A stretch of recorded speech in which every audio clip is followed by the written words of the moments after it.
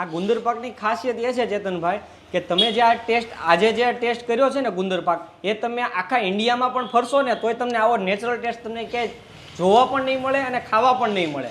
અને આ વસ્તુ અમે એવી રીતે બનાવીએ છીએ કે મારા ઘરે જ આ વસ્તુ બનાવીને ખાવાની છે ને એવી રીતે શુદ્ધતાપૂર્વક અમે બનાવીએ છીએ. આ ગુંદર પાકની શરૂઆત મારા દાદાએ કરેલી. હવે આ કાજુ ફ્રાય કરવાના આવશે ને? કાજુ ફ્રાય. ઓકે, ફ્રાય કરીએ એનો ટેસ્ટ આવી જાય એટલા જ, વધારે પડતા નહીં કરીએ. હવે ઘી ગરમ થઈ ગયું છે, હવે આપણે ગુંદરને તળીશું. જાતે દૂધ ગરમ કરીને માવો કાઢેલો છે અને આમાં કોઈ પણ જાતનો લોટ નથી આવતો.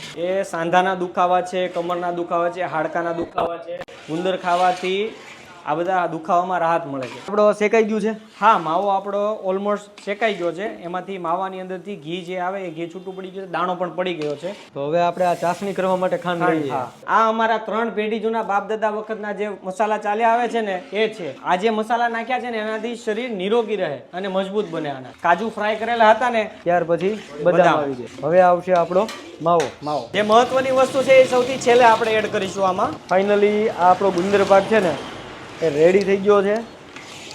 ગરમા ગરમ વસ્તુ ખાવાની ઈચ્છા થઈ ગઈ છે ભાઈ, કેમ કે આ બધી વસ્તુ હોય ને ગરમ ખાવાની જે મજા છે ને એ કંઈક અલગ જ છે.